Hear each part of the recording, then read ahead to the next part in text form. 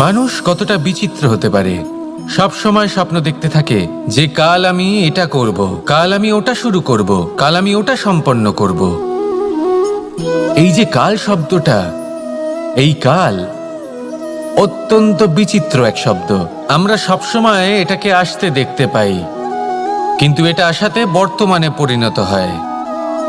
আবার আজ নতুন কাল দেখতে পাই, তার জন্য অপেক্ষা করি, যখন সেটা সামনে আসে বর্তমানে পরিণত হয়। এই কাল সবসময় একটা মিথ্যে সান্ত্বনা দেয় যে সে আসছে, কিন্তু সে কখনোই আসে না। যেটা আপনার হাতে রয়েছে তা হলো আজ, বর্তমান। তাই যা করার আছে, যা সম্পন্ন করতে চান, যা শুরু করতে চান, আজ করুন, বর্তমানে করুন। কারণ আজ আপনি যা করবেন সেটাই আপনার ভবিষ্যৎ নির্ধারিত করবে। ভবিষ্যতের বিষয় ভাবতে থাকলে ভবিষ্যৎ সুন্দর হবে না। আজ কর্ম করতে হবে। তাই আজ বর্তমানে জীবনযাপন করুন, কর্ম করুন, আর আমার সাথে ভালোবেসে বলুন, রাধা রাধা। পঞ্চম তত্ত্ব, আকাশ, নব, ব্যোম। আসলে কোনো ভ্রম নাকি সত্য? ভ্রম তো হতে পারে না, কারণ ভ্রমের মধ্যে কেউ বাঁচতেই পারে না। আর যদি সত্য হয় তাহলে এতটাই বিশাল যে আমাদের চোখের থেকে, আমাদের ইন্দ্রিয়ের থেকে, আমাদের মস্তিষ্কের থেকে, আমাদের চিন্তা ভাবনার থেকেও অনেক ঊর্ধ্বে, যাকে আমরা বুঝতেই পারি না। এটা যতটাই বিশাল আকার, ঠিক ততটাই সরল। এই আকাশ যতই অন্ধকারাচ্ছন্ন, ততটাই আলোর প্রকাশ প্রদান করে থাকে। দেখতে গেলে এ হলো জীবনের সঞ্চালক, কিন্তু যদি ক্রুদ্ধ হয়ে যায় তাহলে প্রাণ কেড়ে নিতেও দ্বিধাবোধ করে না। এই আকাশ শুধুমাত্র পৃথিবী লোক নয়, বরং এই সমগ্র ব্রহ্মাণ্ডকে, এই সমগ্র সৃষ্টিকে, এর প্রত্যেকটা তারাকে, প্রত্যেকটা গ্রহকে একটা বিশেষ স্থান প্রদান করে। এর নিজের কোনোই অস্তিত্ব নেই, কিন্তু সকলকে অস্তিত্ব প্রদান করে। এটাই হলো এই আকাশের মাহাত্ম্য। এই আকাশে হলো মাহাত্ম্যের প্রতিরূপ, যা আমাদের ভাবনা দ্বারা উৎপন্ন হয়। আপনিও আকাশের মতো এই বোধকে আপন করে নিন। আপনার জীবনও আকাশের মতন মহান এবং বিশাল হয়ে উঠবে। আর তখনই মন সুপ্রসন্ন হয়ে বলবে, রাধা রাধা। আপনার থেকে বড়, আপনার থেকে মহান হলেন সেই গুরু। এটা কি আবশ্যক যে সেই গুরু কোনো ব্যক্তিই হবেন? কখনোই নয়। গুরু হলেন একটা তত্ত্ব, গুরু হলেন একটা শক্তি। গুরু একজন ব্যক্তি হলে শুধুই একজনই হতেন, কিন্তু তা নয়। গুরু হলেন একটা অনুভূতি, গুরু হলেন শ্রদ্ধা। গুরু তিনি যিনি আপনার ব্যক্তিত্বের পরিচালক হন। গুরু তিনি যিনি আপনার ব্যক্তিত্বের নির্মাতা হন। আপনি কখন, কোথায়, কোন স্থানে, কি রূপে গুরু লাভ করবেন আর কি শিক্ষা লাভ করবেন তা নির্ভর করছে আপনার মানসিকতার উপর, যে আপনি সকলকে কিভাবে আপন করে নিতে পারেন। যদি আপনি গুরুকে আপন করতে চান, জ্ঞানকে আপন করতে চান, তাহলে আপনার মধ্যে শ্রদ্ধা জাগ্রত করতে হবে, সামর্থ্য জাগ্রত করতে হবে। আপনি গুরু এবং জ্ঞানকে আপন করে নিতে পারলে তা এমনিই আপনাকে মহান করে তুলবে। তাহলে আসুন আর আমার সাথে ভালোবেসে বলুন, রাধা রাধা। এই সংসারে এমন কিছু মানুষ আছেন যাদেরকে আপনার ভালো লাগে, তারা আপনার প্রিয়। আমরা চাই ওনারা আমাদের কাছে থাকুন, আমরা ওনাদের কাছে থাকি। এবার সেই ক্ষেত্রে আমরা তাদের ভালো ভালো উপহার দেওয়ার চেষ্টা করি, কারণ ওনারা হলেন আমাদের প্রিয়। আর তার বদলে আমরা আশা করে থাকি যে ওনারা আমাদের একটু সম্মান করবেন। এবার এই মানুষজন যারা আমাদের প্রিয়, এদের আমরা একটা উপহার দিই। সোনা দিয়ে থাকি, আভূষণ দিয়ে থাকি, হিরে মুক্তো দিয়ে থাকি। কিন্তু যদি ভেবে দেখি, এই সব কিছুরই একটা মূল্য আছে। ভেবে দেখুন, আপনি কি তাদের এমন কোনো উপহার দিতে পারেন যা কিনা অমূল্য? তা এরকম উপহার কি হতে পারে? ঠিক বলেছেন আপনি, প্রেম। এই প্রেমই হলো অমূল্য, কারণ মন থেকে এর উৎপত্তি হয়। না চেয়ে পাওয়া যায় আর না ছিনিয়ে নেওয়া যায় এই ভালোবাসা। ঠিক এইরকমই হয় এই সম্মান। যদি সম্মান করো তাহলে মন থেকে এবং ভালোবেসে করো, ভয় পেয়ে নয়। মনে রাখবেন, যে মাথা ভয়ের দ্বারা নত হয়, বিরোধিতাও প্রথমে সেই করে থাকে। যে মাথা ভালোবেসে নত হয় তা আপনার জন্য বলিদানও দিতে পারে। এই সংসারের সব থেকে বড় উপহার, সব থেকে বড় বরদান এই প্রেম এবং সম্মান। তাকে সম্মান করুন আর আমার সাথে ভালোবেসে বলুন, রাধা রাধা। কখনো কোনো চাতককে দেখেছেন? একটা চাতক বর্ষার জন্য অপেক্ষা করে, সেই বর্ষার জলে নিজের তৃষ্ণা নিবারণ করে, নয়তো সারা বছর তৃষ্ণার্ত থেকে যায়। ও আকাশের দিকে তাকিয়ে থাকে আর অপেক্ষা করে যে কবে বর্ষা হবে আর কবে আমি আমার তৃষ্ণা নিবারণ করব। সেখানে অন্যদিকে একটি কাক বা একটা পায়রা, এরা কি করে? যেখানে জল পায় পান করে নেয়, যেখানে খাবার পায় খেয়ে নেয়, আত্মীয় স্বজন বন্ধু বান্ধব যাকেই পায় তার সাথে সময় কাটায়, খাবার খায় আর চলে যায়। এবার এদের মধ্যে মিল কোথায় আর পার্থক্য কোথায়? দুজনের কাছেই ডানা রয়েছে, দুজনেই উড়তে পারে। এই আকাশ হলো ওদের, খাবারের দানা ওদের। পার্থক্য হলো তাদের অভিলাষার, পার্থক্য হলো তাদের আকাঙ্ক্ষার, পার্থক্য জীবন যাপনের ধরনের। এবার যত বেশি আকাঙ্ক্ষা থাকবে, যত দামি জীবনযাপন করার ইচ্ছে থাকবে, তত বেশি কষ্ট আপনাকে সহ্য করতে হবে। আবার অন্যদিকে জীবন যত সরল হবে, জীবনযাপন যত সরল হবে, সমস্যা ততটাই কম হবে। তাই সবসময় চেষ্টা করবেন আপনার মানসিকতা এবং আপনার জীবন যেন সরল হয়। ভালোবাসতে থাকুন। যদি কেউ আপনাকে ভালোবাসে, তাকেও আপনি ভালোবাসা ফিরিয়ে দিন।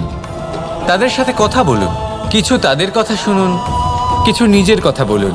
দেখবেন সকল তাপ উত্তাপ দূর হয়ে গেছে। এটাই তো হলো জীবনের সারমর্ম। তাই প্রেমে থাকুন, ভালোবাসুন, আর ভালোবেসে আমার সাথে বলুন, রাধা রাধা। ক্ষমা একটা অত্যন্ত সুন্দর শব্দ, আমার খুব প্রিয় শব্দ। কিন্তু এই ক্ষমা কখন আর কিভাবে প্রয়োগ করতে হবে সেটা বোঝা প্রয়োজনীয়।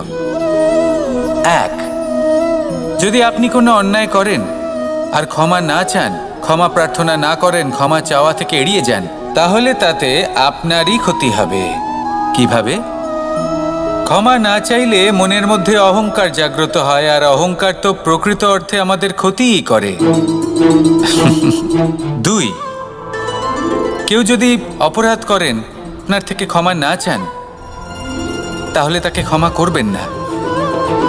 ক্ষমা হলো অত্যন্ত অমূল্য, আর না চাইতেই কাউকে ক্ষমা দান করা এটা উচিত নয়। তিন, যদি কেউ আপনার সাথে অনুচিত কিছু করেন, অপরাধ করেন, আর আপনার থেকে ক্ষমা চান, তাহলে তাকে ক্ষমা করে দিন। তাতে আপনার অন্তরের করুণাবোধ জাগ্রত হবে, প্রেম জাগ্রত হবে, আর তা আপনার জন্য শুভ হবে। চার, যদি আপনি নিজে কোনো অপরাধ করেন, তাহলে অবশ্যই ক্ষমা চাইবেন। তাতে আপনারই লাভ হবে। কিভাবে? সামনের ব্যক্তি আপনাকে ক্ষমা করুক বা না করুক, আপনার অন্তরের অহংকার ক্ষীণ হবে, আর এই মন আরো নির্মল হয়ে উঠবে। এই ক্ষমা অত্যন্ত অমূল্য, ভেবেচিন্তে একে ব্যবহার করুন, আর আমার সাথে ভালোবেসে বলুন, রাধা রাধা। একবার একজন গুরু তার শিষ্যদের পরীক্ষা নিচ্ছিলেন। উনি ওনার প্রত্যেক শিষ্যকে একটি করে পাখি দিয়ে বললেন সেই পাখির বলি দিতে হবে, কিন্তু এমন এক স্থানে যেখানে কেউ তাদের দেখতে পাচ্ছে না। প্রত্যেক শিষ্য নিজের যাত্রা শুরু করলো। কেউ ঘন বনে প্রবেশ করলো, কেউ অন্ধকার গুহায় প্রবেশ করলো, কেউ দূরে কোনো পর্বতের শিখরে পৌঁছে গেল। যে মুহূর্তে দেখলো তাদের কেউ দেখতে পাচ্ছে না, তারা সেই বলি দিতে চেষ্টা করলো। যেই বলি দিতে গেল, সেই পাখি আলোর কিরণে পরিবর্তিত হলো এবং লুপ্ত হয়ে গেল। একজন শিষ্য ছিল যে আবার গুরুর কাছে ফিরে এলো। সে বলল, ক্ষমা করবেন গুরুদেব, কিন্তু আমি এমন কোনো স্থান পেলাম না যেখানে কেউ আমাকে দেখতে পাচ্ছে না।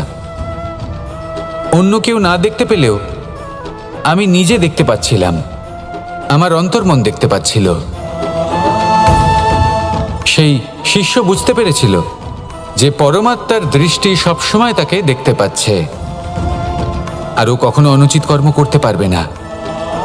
আর শুধুমাত্র এই কারণে সেই শিষ্যই সেই পরীক্ষায় উত্তীর্ণ হলো। আসুন আর আমার সাথে ভালোবেসে বলুন, রাধা রাধা।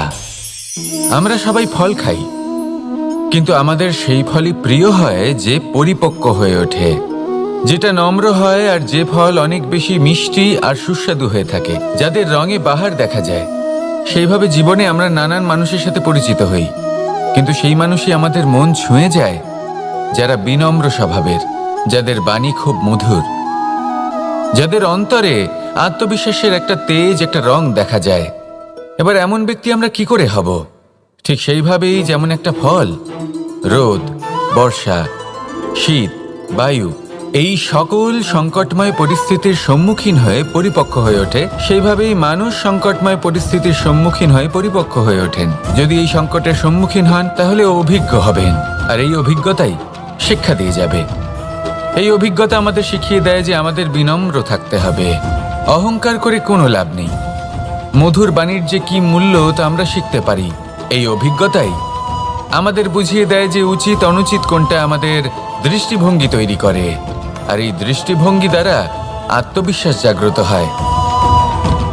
সেই জন্য জীবনে কখনো বিপদ থেকে দূরে পালাবেন না, সেগুলোর সম্মুখীন হন, অভিজ্ঞতা লাভ করুন, তার থেকে শিক্ষা লাভ করুন, এইভাবেই পরিপক্ক হবেন। আসুন আমার সাথে ভালোবেসে বলুন, রাধা রাধা। মানুষ বর্তমানে নিজের জীবন অতিবাহিত করেন, কিন্তু তার জীবনে অতীতকাল এবং ভবিষ্যৎকাল এই দুটোরই সমান গুরুত্ব রয়েছে। অতীতকাল অতিবাহিত হয়ে গেছে এবং সেটা জীবিত থাকে আমাদের স্মৃতি হিসেবে, এবং ভবিষ্যৎ হলো সেটাই যেটা আমরা শুধুমাত্র কল্পনাই করতে পারি। এবার অতীতের কিছু স্মৃতি এমন থাকে যা আমাদের কাছে আনন্দময় হয় না, তা কটু হয়, দুঃখজনক হয়, যন্ত্রণাদায়ক হয়। আমরা যা কিছুই করি তা বদলে ফেলতে পারবো না, কিন্তু ভবিষ্যৎকাল সেটা আমরা রচনা অবশ্যই করতে পারি, যদি আজ আমরা শ্রেষ্ঠ কর্ম করি। যদি আজকের এই দিনটা আমরা আনন্দের সাথে অতিবাহিত করি, সুখের সাথে অতিবাহিত করি, এক একটা মুহূর্ত আমরা আনন্দ এবং ভালোবাসার সাথে অতিবাহিত করি, আপনার আজকের এই কর্ম আপনার ভবিষ্যৎ নির্ধারণ করবে। আজ আপনি যেভাবে জীবন কাটাবেন তা ভবিষ্যতে গিয়ে অতীতকালে পরিণত হবে, আর তখন আপনি এমন স্মৃতি খুঁজে পাবেন যেখানে আপনি প্রত্যেকটি মুহূর্ত প্রেম এবং আনন্দের সাথে অতিবাহিত করেছেন, এবং সেই স্মৃতি মধুর হবে। তাহলে আজ শ্রেষ্ঠ এবং উচিত কর্ম করুন, আপনি নিশ্চিত রূপে একটি উজ্জ্বল, শুদ্ধ, পবিত্র এবং আনন্দময় ভবিষ্যৎ লাভ করবেন। আসুন আমার সাথে ভালোবেসে বলুন, রাধা রাধা। এই সংসারে অনেক অনেক এমন জ্ঞানী আছেন যারা নিজের সমস্ত জীবন জ্ঞান অর্জন করতে অতিবাহিত করেছেন। এই সংসারে এমন কোনো বেদ নেই, কোনো পুরাণ নেই, কোনো শাস্ত্র নেই, কোনো ভাষা নেই যা ওনারা জানেন না। এমন কোনো বিষয় নেই যা নিয়ে ওনারা কোনো বক্তব্য রাখতে পারবেন না। কিন্তু আমরা এই সকল জ্ঞানীকে কি ভালোবাসতে পারি? এনাদের সকলকে সম্মান করতে পারি না। কারণটা কি? দেখুন, বেদ পড়া একটি আলাদা বিষয়, বেদনা বুঝতে পারা অন্য ব্যাপার। এবং বেদনা বোঝার জন্য, সেই জ্ঞান লাভ করার জন্য আপনাকে মন থেকে করুণা এবং প্রেমের সঠিক অর্থ বুঝতে হবে। সামনের ব্যক্তির বেদনা বুঝতে হবে, তার যন্ত্রণাকে বুঝতে হবে। তারপর যে জ্ঞান আপনি অর্জন করেছেন বেদ থেকে, পুরাণ থেকে, শাস্ত্র থেকে, তা প্রয়োগ করে তার বেদনার নিবারণ করা, সেটা বেশি গুরুত্বপূর্ণ। সেই জন্য জীবনে শুধুমাত্র শাস্ত্র এবং বেদ পড়ে জ্ঞান অর্জন করতে সময় নষ্ট করবেন না। মন থেকে প্রেমের কি অর্থ সেই বিষয়ে জ্ঞান লাভ করার চেষ্টা করুন, করুণাও বুঝতে চেষ্টা করুন। একজন শ্রেষ্ঠ ব্যক্তি হয়ে উঠুন, আর আমার সাথে ভালোবেসে বলুন, রাধা রাধা।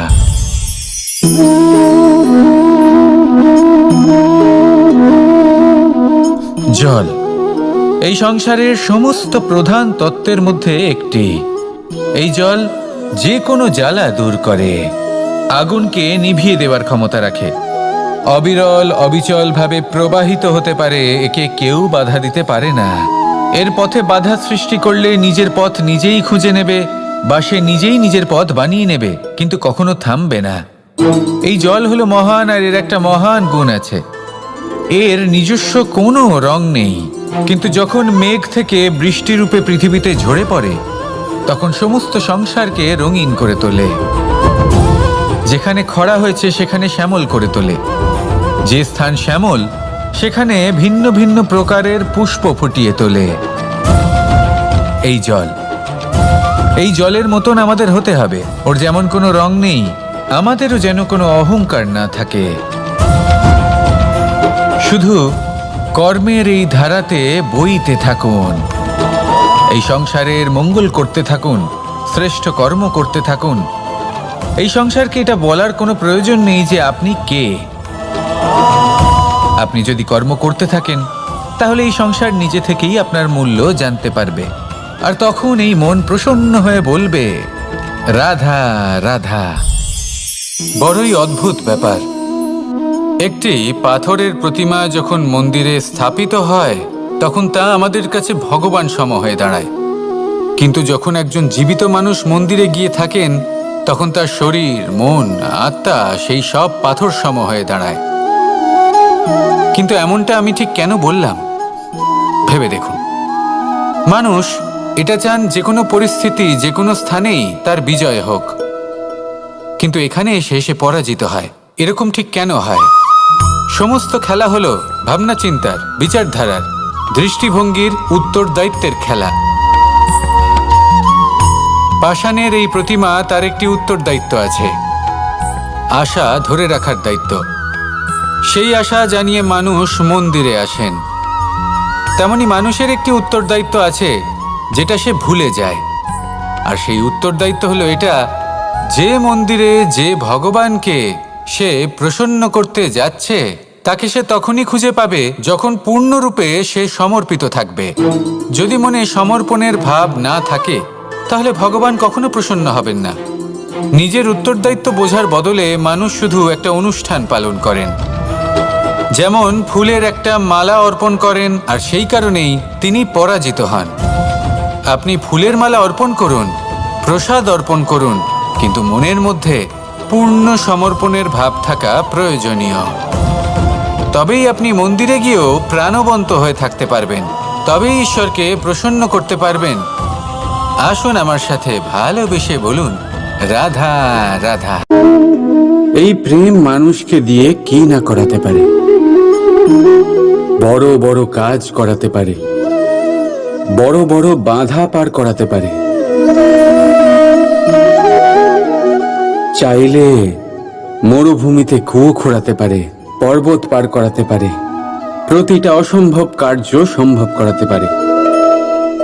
কিন্তু যদি আমি এটা বলি যে প্রেম আপনাকে দিয়ে ছলনাও করাতে পারে, তাহলে কি আপনি তা ঠিক মনে করবেন? আপনার কি মনে হবে যে এরকম হতে পারে? অবশ্যই হতে পারে। যেমন আমি ছল করছি এই মুহূর্তে আমার রাধার জন্য, আমার প্রেমের জন্য। আমি রাধার সাথে অনন্ত প্রেম করি, নিঃস্বার্থভাবে প্রেম করি, কিন্তু তাও আমাকে একটা ঠকবাজ, স্বার্থপর, লোভী ব্যক্তি হতে হচ্ছে। এই ছলনা আমাকে করতে হচ্ছে আমার প্রেমের জন্য। এবারে আপনারা আমাকে বলবেন যে কেন কৃষ্ণ এসব করার কি দরকার? রাধার সাথে তুমি বিবাহ করে তুমি কি শান্তির নিঃশ্বাস নিতে পারো না? নিশ্চয়ই নিতে পারি। রাধার সাথে বিবাহ করে আমি ভীষণ সুখী হব, কিন্তু আমি এই কথাও জানি যে আমার রাধা সুখী হতে পারবে না। কারণ যদি এই বিবাহ হয়, তার মাতা পিতা, তার পরিবারকে বর্ষণা ত্যাগ করতে হবে। রাধার মনের মধ্যে একটা গভীর ক্ষতের সৃষ্টি হবে। দুঃখ তাকে কুরে কুরে খাবে। ও এটা মনে করবে, এটা জানবে যে ওর জন্য ওর মাতা পিতাকে এত কষ্ট ভোগ করতে হচ্ছে। এবার রাধার কষ্টকে ভিত বানিয়ে কৃষ্ণ নিজের সুখের মহল কি করে তৈরি করতে পারে? কারণ যাদের আপনি ভালোবাসেন শুধু তাদের ভাবনা নয়, আপনার প্রেমিক যাদের ভালোবাসে তাদের ভাবনার খেয়াল রাখাটাও আপনারই কর্তব্য। আর কখনো কখনো নিজের প্রেমকে উঁচুতে উঠতে দেখতে গেলে আপনাকে নিজেকে নিচে নামতে হবে। এমন কোনো কাজও আছে যা আপনাকে আপনার প্রেমের জন্য করতেই হবে। রাধা রাধা। মানুষ কতটা বিচিত্র হতে পারে। সব সময় স্বপ্ন দেখতে থাকে যে কাল আমি এটা করব, কাল আমি ওটা শুরু করব, কাল আমি ওটা সম্পন্ন করব। এই যে কাল শব্দটা, এই কাল অত্যন্ত বিচিত্র এক শব্দ। আমরা সবসময় এটাকে আসতে দেখতে পাই, কিন্তু এটা আসাতে বর্তমানে পরিণত হয়। আবার আজ নতুন কাল দেখতে পাই, তার জন্য অপেক্ষা করি যখন সেটা সামনে আসে বর্তমানে পরিণত হয়। এই কাল সবসময় একটা মিথ্যে সান্ত্বনা দেয় যে সে আসছে, কিন্তু সে কখনোই আসে না। যেটা আপনার হাতে রয়েছে তা হলো আজ, বর্তমান। তাই যা করার আছে, যা সম্পন্ন করতে চান, যা শুরু করতে চান, আজ করুন, বর্তমানে করুন। কারণ আজ আপনি যা করবেন সেটাই আপনার ভবিষ্যৎ নির্ধারিত করবে।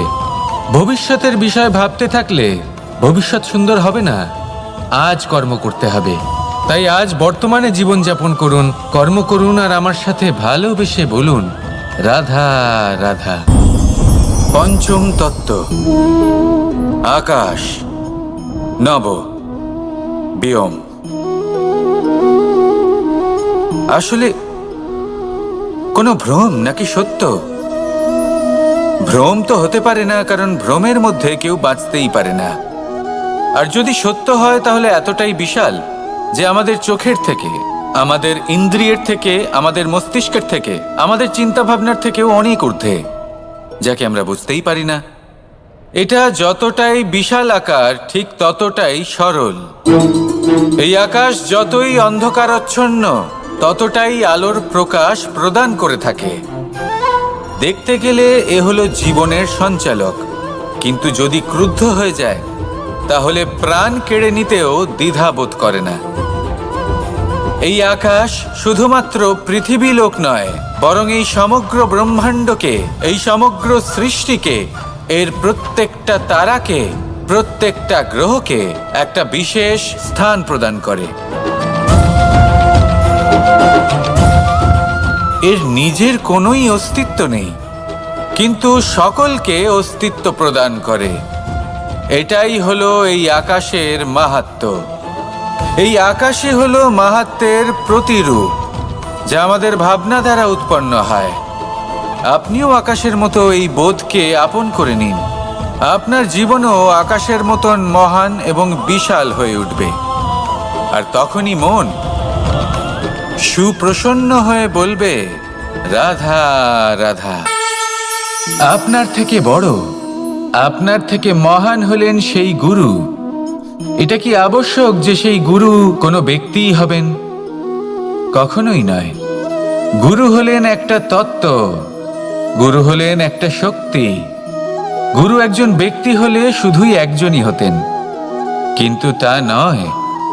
গুরু হলেন একটা অনুভূতি, গুরু হলেন শ্রদ্ধা। গুরু তিনি যিনি আপনার ব্যক্তিত্বের পরিচালক হন। গুরু তিনি যিনি আপনার ব্যক্তিত্বের নির্মাতা হন। আপনি কখন, কোথায়, কোন স্থানে, কি রূপে গুরু লাভ করবেন আর কি শিক্ষা লাভ করবেন তা নির্ভর করছে আপনার মানসিকতার উপর, যে আপনি সকলকে কিভাবে আপন করে নিতে পারেন। যদি আপনি গুরুকে আপন করতে চান, জ্ঞানকে আপন করতে চান, তাহলে আপনার মধ্যে শ্রদ্ধা জাগ্রত করতে হবে, সামর্থ্য জাগ্রত করতে হবে। আপনি গুরু এবং জ্ঞানকে আপন করে নিতে পারলে তা এমনিই আপনাকে মহান করে তুলবে। তাহলে আসুন আর আমার সাথে ভালোবেসে বলুন রাধা রাধা। এই সংসারে এমন কিছু মানুষ আছেন যাদেরকে আপনার ভালো লাগে, তারা আপনার প্রিয়, আমরা চাই ওনারা আমাদের কাছে থাকুন, আমরা ওনাদের কাছে থাকি। এবার সেই ক্ষেত্রে আমরা তাদের ভালো ভালো উপহার দেওয়ার চেষ্টা করি, কারণ ওনারা হলেন আমাদের প্রিয়। আর তার বদলে আমরা আশা করে থাকি যে ওনারা আমাদের একটু সম্মান করবেন। এবার এই মানুষজন যারা আমাদের প্রিয়, এদের আমরা একটা উপহার দিই। সোনা দিয়ে থাকি, আভূষণ দিয়ে থাকি, হিরে মুক্তো দিয়ে থাকি। কিন্তু যদি ভেবে দেখি, এই সব কিছুরই একটা মূল্য আছে। ভেবে দেখুন, আপনি কি তাদের এমন কোনো উপহার দিতে পারেন যা কিনা অমূল্য? তা এরকম উপহার কি হতে পারে? ঠিক বলেছেন আপনি, প্রেম। এই প্রেমই হলো অমূল্য, কারণ মন থেকে এর উৎপত্তি হয়। না চেয়ে পাওয়া যায় আর না ছিনিয়ে নেওয়া যায় এই ভালোবাসা। ঠিক এইরকমই হয় এই সম্মান। যদি সম্মান করো তাহলে মন থেকে এবং ভালোবেসে করো, ভয় পেয়ে নয়। মনে রাখবেন, যে মাথা ভয়ের দ্বারা নত হয়, বিরোধিতাও প্রথমে সেই করে থাকে। যে মাথা ভালোবেসে নত হয়, তা আপনার জন্য বলিদানও দিতে পারে। এই সংসারের সব থেকে বড় উপহার, সব থেকে বড় বরদান এই প্রেম এবং সম্মান। তাকে সম্মান করুন আর আমার সাথে ভালোবেসে বলুন, রাধা রাধা। কখনো কোনো চাতককে দেখেছেন? একটা চাতক বর্ষার জন্য অপেক্ষা করে। সেই বর্ষার জলে নিজের তৃষ্ণা নিবারণ করে, নয়তো সারা বছর তৃষ্ণার্ত থেকে যায়। ও আকাশের দিকে তাকিয়ে থাকে আর অপেক্ষা করে যে কবে বর্ষা হবে আর কবে আমি আমার তৃষ্ণা নিবারণ করব। সেখানে অন্যদিকে একটি কাক বা একটা পায়রা, এরা কি করে? যেখানে জল পায় পান করে নেয়, যেখানে খাবার পায় খেয়ে নেয়, আত্মীয় স্বজন বন্ধু বান্ধব যাকেই পায় তার সাথে সময় কাটায়, খাবার খায় আর চলে যায়। এবার এদের মধ্যে মিল কোথায় আর পার্থক্য কোথায়? দুজনের কাছেই ডানা রয়েছে, দুজনেই উড়তে পারে। এই আকাশ হলো ওদের, খাবারের দানা ওদের। পার্থক্য হলো তাদের অভিলাষার, পার্থক্য হলো তাদের আকাঙ্ক্ষার, পার্থক্য জীবন যাপনের ধরনের। এবার যত বেশি আকাঙ্ক্ষা থাকবে, যত দামি জীবনযাপন করার ইচ্ছে থাকবে, তত বেশি কষ্ট আপনাকে সহ্য করতে হবে। আবার অন্যদিকে জীবন যত সরল হবে, জীবনযাপন যত সরল হবে, সমস্যা ততটাই কম হবে। তাই সবসময় চেষ্টা করবেন আপনার মানসিকতা এবং আপনার জীবন যেন সরল হয়। ভালোবাসতে থাকুন। যদি কেউ আপনাকে ভালোবাসে, তাকেও আপনি ভালোবাসা ফিরিয়ে দিন। তাদের সাথে কথা বলুন, কিছু তাদের কথা শুনুন, কিছু নিজের কথা বলুন। দেখবেন সকল তাপ উত্তাপ দূর হয়ে গেছে। এটাই তো হলো জীবনের সারমর্ম। তাই প্রেমে থাকুন, ভালোবাসুন, আর ভালোবেসে আমার সাথে বলুন, রাধা রাধা। ক্ষমা একটা অত্যন্ত সুন্দর শব্দ, আমার খুব প্রিয় শব্দ। কিন্তু এই ক্ষমা কখন আর কিভাবে প্রয়োগ করতে হবে সেটা বোঝা প্রয়োজনীয়। এক, যদি আপনি কোনো অন্যায় করেন আর ক্ষমা না চান, ক্ষমা প্রার্থনা না করেন, ক্ষমা চাওয়া থেকে এড়িয়ে যান, তাহলে তাতে আপনারই ক্ষতি হবে। কিভাবে? ক্ষমা না চাইলে মনের মধ্যে অহংকার জাগ্রত হয়, আর অহংকার তো প্রকৃত অর্থে আমাদের ক্ষতিই করে। দুই, কেউ যদি অপরাধ করেন, আপনার থেকে ক্ষমা না চান, তাহলে তাকে ক্ষমা করবেন না। ক্ষমা হলো অত্যন্ত অমূল্য, আর না চাইতেই কাউকে ক্ষমা দান করা এটা উচিত নয়। তিন, যদি কেউ আপনার সাথে অনুচিত কিছু করেন, অপরাধ করেন, আর আপনার থেকে ক্ষমা চান, তাহলে তাকে ক্ষমা করে দিন। তাতে আপনার অন্তরের করুণাবোধ জাগ্রত হবে, প্রেম জাগ্রত হবে, আর তা আপনার জন্য শুভ হবে। চার, যদি আপনি নিজে কোনো অপরাধ করেন, তাহলে অবশ্যই ক্ষমা চাইবেন। তাতে আপনারই লাভ হবে। কিভাবে? সামনের ব্যক্তি আপনাকে ক্ষমা করুক বা না করুক, আপনার অন্তরের অহংকার ক্ষীণ হবে, আর এই মন আরো নির্মল হয়ে উঠবে। এই ক্ষমা অত্যন্ত অমূল্য। ভেবেচিন্তে একে ব্যবহার করুন আর আমার সাথে ভালোবেসে বলুন, রাধা রাধা। একবার একজন গুরু তার শিষ্যদের পরীক্ষা নিচ্ছিলেন। উনি ওনার প্রত্যেক শিষ্যকে একটি করে পাখি দিয়ে বললেন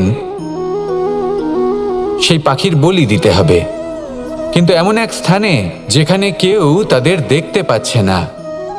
প্রত্যেক শিষ্য নিজের যাত্রা শুরু করলো। কেউ ঘন বনে প্রবেশ করলো, কেউ অন্ধকার গুহায় প্রবেশ করলো, কেউ দূরে কোনো পর্বতের শিখরে পৌঁছে গেল। যে মুহূর্তে দেখলো তাদের কেউ দেখতে পাচ্ছে না, তারা সেই বলি দিতে চেষ্টা করলো। যেই বলি দিতে গেল, সেই পাখি আলোর কিরণে পরিবর্তিত হলো এবং লুপ্ত হয়ে গেল।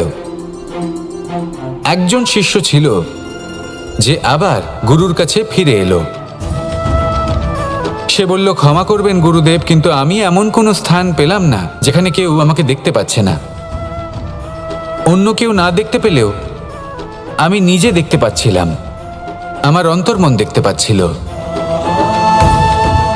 সেই শিষ্য বুঝতে পেরেছিল যে পরমাত্মার দৃষ্টি সবসময় তাকে দেখতে পাচ্ছে, আর ও কখনো অনুচিত কর্ম করতে পারবে না। আর শুধুমাত্র এই কারণে সেই শিষ্যই সেই পরীক্ষায় উত্তীর্ণ হলো। আসুন আর আমার সাথে ভালোবেসে বলুন, রাধা রাধা। আমরা সবাই ফল খাই, কিন্তু আমাদের সেই ফলই প্রিয় হয় যে পরিপক্ক হয়ে ওঠে, যেটা নম্র হয়, আর যে ফল অনেক বেশি মিষ্টি আর সুস্বাদু হয়ে থাকে, যাদের রঙে বাহার দেখা যায়। সেইভাবে জীবনে আমরা নানান মানুষের সাথে পরিচিত হই, কিন্তু সেই মানুষই আমাদের মন ছুঁয়ে যায় যারা বিনম্র স্বভাবের, যাদের বাণী খুব মধুর, যাদের অন্তরে আত্মবিশ্বাসের একটা তেজ, একটা রং দেখা যায়। এবার এমন ব্যক্তি আমরা কি করে হব? ঠিক সেইভাবেই যেমন একটা ফল রোদ, বর্ষা, শীত, বায়ু এই সকল সংকটময় পরিস্থিতির সম্মুখীন হয়ে পরিপক্ক হয়ে ওঠে, সেইভাবেই মানুষ সংকটময় পরিস্থিতির সম্মুখীন হয়ে পরিপক্ক হয়ে ওঠেন। যদি এই সংকটের সম্মুখীন হন তাহলে অভিজ্ঞ হবেন, আর এই অভিজ্ঞতাই শিক্ষা দিয়ে যাবে। এই অভিজ্ঞতা আমাদের শিখিয়ে দেয় যে আমাদের বিনম্র থাকতে হবে। অহংকার করে কোনো লাভ নেই। মধুর বাণীর যে কি মূল্য তা আমরা শিখতে পারি। এই অভিজ্ঞতাই আমাদের বুঝিয়ে দেয় যে উচিত অনুচিত কোনটা, আমাদের দৃষ্টিভঙ্গি তৈরি করে, আর এই দৃষ্টিভঙ্গি দ্বারা আত্মবিশ্বাস জাগ্রত হয়। সেই জন্য জীবনে কখনো বিপদ থেকে দূরে পালাবেন না, সেগুলোর সম্মুখীন হন, অভিজ্ঞতা লাভ করুন, তার থেকে শিক্ষা লাভ করুন, এইভাবেই পরিপক্ক হবেন। আসুন আমার সাথে ভালোবেসে বলুন, রাধা রাধা। মানুষ বর্তমানে নিজের জীবন অতিবাহিত করেন, কিন্তু তার জীবনে অতীতকাল এবং ভবিষ্যৎকাল এই দুটোরই সমান গুরুত্ব রয়েছে। অতীতকাল অতিবাহিত হয়ে গেছে এবং সেটা জীবিত থাকে আমাদের স্মৃতি হিসেবে, এবং ভবিষ্যৎ হলো সেটাই যেটা আমরা শুধুমাত্র কল্পনাই করতে পারি। এবার অতীতের কিছু স্মৃতি এমন থাকে যা আমাদের কাছে আনন্দময় হয় না, তা কটু হয়, দুঃখজনক হয়, যন্ত্রণাদায়ক হয়। আমরা যা কিছুই করি তা বদলে ফেলতে পারবো না, কিন্তু ভবিষ্যৎকাল সেটা আমরা রচনা অবশ্যই করতে পারি, যদি আজ আমরা শ্রেষ্ঠ কর্ম করি। যদি আজকের এই দিনটা আমরা আনন্দের সাথে অতিবাহিত করি, সুখের সাথে অতিবাহিত করি, এক একটা মুহূর্ত আমরা আনন্দ এবং ভালোবাসার সাথে অতিবাহিত করি, আপনার আজকের এই কর্ম আপনার ভবিষ্যৎ নির্ধারণ করবে। আজ আপনি যেভাবে জীবন কাটাবেন তা ভবিষ্যতে গিয়ে অতীতকালে পরিণত হবে, আর তখন আপনি এমন স্মৃতি খুঁজে পাবেন যেখানে আপনি প্রত্যেকটি মুহূর্ত প্রেম এবং আনন্দের সাথে অতিবাহিত করেছেন, এবং সেই স্মৃতি মধুর হবে। তাহলে আজ শ্রেষ্ঠ এবং উচিত কর্ম করুন, আপনি নিশ্চিত রূপে একটি উজ্জ্বল, শুদ্ধ, পবিত্র এবং আনন্দময় ভবিষ্যৎ লাভ করবেন। আসুন আমার সাথে ভালোবেসে বলুন, রাধা রাধা। এই সংসারে অনেক অনেক এমন জ্ঞানী আছেন যারা নিজের সমস্ত জীবন জ্ঞান অর্জন করতে অতিবাহিত করেছেন। এই সংসারে এমন কোনো বেদ নেই, কোনো পুরাণ নেই, কোনো শাস্ত্র নেই, কোনো ভাষা নেই যা ওনারা জানেন না। এমন কোনো বিষয় নেই যা নিয়ে ওনারা কোনো বক্তব্য রাখতে পারবেন না। কিন্তু আমরা এই সকল জ্ঞানীকে কি ভালোবাসতে পারি? এনাদের সকলকে সম্মান করতে পারি না। কারণটা কি? দেখুন, বেদ পড়া একটি আলাদা বিষয়, বেদনা বুঝতে পারা অন্য ব্যাপার, এবং বেদনা বোঝার জন্য সেই জ্ঞান লাভ করার জন্য আপনাকে মন থেকে করুণা এবং প্রেমের সঠিক অর্থ বুঝতে হবে। সামনের ব্যক্তির বেদনা বুঝতে হবে, তার যন্ত্রণাকে বুঝতে হবে। তারপর যে জ্ঞান আপনি অর্জন করেছেন বেদ থেকে, পুরাণ থেকে, শাস্ত্র থেকে, তা প্রয়োগ করে তার বেদনার নিবারণ করা, সেটা বেশি গুরুত্বপূর্ণ। সেই জন্য জীবনে শুধুমাত্র শাস্ত্র এবং বেদ পড়ে জ্ঞান অর্জন করতে সময় নষ্ট করবেন না। মন থেকে প্রেমের কি অর্থ সেই বিষয়ে জ্ঞান লাভ করার চেষ্টা করুন। করুণাও বুঝতে চেষ্টা করুন। একজন শ্রেষ্ঠ ব্যক্তি হয়ে উঠুন আর আমার সাথে ভালোবেসে বলুন, রাধা রাধা।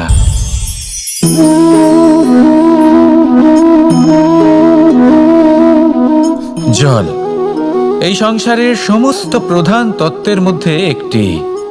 এই জল যে কোনো জ্বালা দূর করে, আগুনকে নিভিয়ে দেওয়ার ক্ষমতা রাখে, অবিরল অবিচল ভাবে প্রবাহিত হতে পারে, একে কেউ বাধা দিতে পারে না।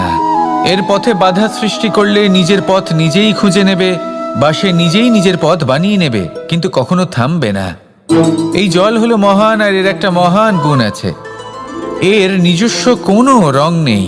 কিন্তু যখন মেঘ থেকে বৃষ্টিরূপে পৃথিবীতে ঝরে পড়ে, তখন সমস্ত সংসারকে রঙিন করে তোলে। যেখানে খরা হয়েছে সেখানে শ্যামল করে তোলে, যে স্থান শ্যামল সেখানে ভিন্ন ভিন্ন প্রকারের পুষ্প ফুটিয়ে তোলে। এই জল, এই জলের মতন আমাদের হতে হবে। ওর যেমন কোনো রং নেই, আমাদেরও যেন কোনো অহংকার না থাকে। শুধু কর্মের এই ধারাতে বইতে থাকুন, এই সংসারের মঙ্গল করতে থাকুন, শ্রেষ্ঠ কর্ম করতে থাকুন। এই সংসারকে এটা বলার কোনো প্রয়োজন নেই যে আপনি কে। আপনি যদি কর্ম করতে থাকেন তাহলে এই সংসার নিজে থেকেই আপনার মূল্য জানতে পারবে, আর তখন এই মন প্রসন্ন হয়ে বলবে, রাধা রাধা। বড়ই অদ্ভুত ব্যাপার, একটি পাথরের প্রতিমা যখন মন্দিরে স্থাপিত হয় তখন তা আমাদের কাছে ভগবান সম হয়ে দাঁড়ায়। কিন্তু যখন একজন জীবিত মানুষ মন্দিরে গিয়ে থাকেন তখন তার শরীর, মন, আত্মা সেই সব পাথর সম হয়ে দাঁড়ায়। কিন্তু এমনটা আমি ঠিক কেন বললাম ভেবে দেখুন। মানুষ এটা চান যে কোনো পরিস্থিতি, যে কোনো স্থানেই তার বিজয় হোক, কিন্তু এখানে এসে সে পরাজিত হয়। এরকম ঠিক কেন হয়? সমস্ত খেলা হলো ভাবনা চিন্তার, বিচারধারার, দৃষ্টিভঙ্গির, উত্তরদায়িত্বের খেলা। পাষাণের এই প্রতিমা, তার একটি উত্তরদায়িত্ব আছে, আশা ধরে রাখার দায়িত্ব। সেই আশা জানিয়ে মানুষ মন্দিরে আসেন। তেমনি মানুষের একটি উত্তরদায়িত্ব আছে যেটা সে ভুলে যায়, আর সেই উত্তরদায়িত্ব হলো এটা, যে মন্দিরে যে ভগবানকে সে প্রসন্ন করতে যাচ্ছে তাকে সে তখনই খুঁজে পাবে যখন পূর্ণরূপে সে সমর্পিত থাকবে। যদি মনে সমর্পণের ভাব না থাকে তাহলে ভগবান কখনো প্রসন্ন হবেন না। নিজের উত্তরদায়িত্ব বোঝার বদলে মানুষ শুধু একটা অনুষ্ঠান পালন করেন, যেমন ফুলের একটা মালা অর্পণ করেন, আর সেই কারণেই তিনি পরাজিত হন। আপনি ফুলের মালা অর্পণ করুন, প্রসাদ অর্পণ করুন, কিন্তু মনের মধ্যে পূর্ণ সমর্পণের ভাব থাকা প্রয়োজনীয়। তবেই আপনি মন্দিরে গিয়েও প্রাণবন্ত হয়ে থাকতে পারবেন, তবেই ঈশ্বরকে প্রসন্ন করতে পারবেন। আসুন আমার সাথে ভালোবেসে বলুন, রাধা রাধা। এই প্রেম মানুষকে দিয়ে কি না করাতে পারে, বড় বড় কাজ করাতে পারে, বড় বড় বাধা পার করাতে পারে। চাইলে মরুভূমিতে কুয়ো খোঁড়াতে পারে, পর্বত পার করাতে পারে, প্রতিটা অসম্ভব কার্য সম্ভব করাতে পারে। কিন্তু যদি আমি এটা বলি যে প্রেম আপনাকে দিয়ে ছলনাও করাতে পারে, তাহলে কি আপনি তা ঠিক মনে করবেন? আপনার কি মনে হবে যে এরকম হতে পারে? অবশ্যই হতে পারে। যেমন আমি ছল করছি এই মুহূর্তে আমার রাধার জন্য, আমার প্রেমের জন্য। আমি রাধার সাথে অনন্ত প্রেম করি, নিঃস্বার্থভাবে প্রেম করি, কিন্তু তাও আমাকে একটা ঠকবাজ, স্বার্থপর, লোভী ব্যক্তি হতে হচ্ছে। এই ছলনা আমাকে করতে হচ্ছে আমার প্রেমের জন্য। এবারে আপনারা আমাকে বলবেন যে কেন কৃষ্ণ এসব করার কি দরকার? রাধার সাথে তুমি বিবাহ করে তুমি কি শান্তির নিঃশ্বাস নিতে পারো না? নিশ্চয়ই নিতে পারি। রাধার সাথে বিবাহ করে আমি ভীষণ সুখী হব, কিন্তু আমি এই কথাও জানি যে আমার রাধা সুখী হতে পারবে না। কারণ যদি এই বিবাহ হয়, তার মাতা পিতা তার পরিবারকে বর্ষণা ত্যাগ করতে হবে।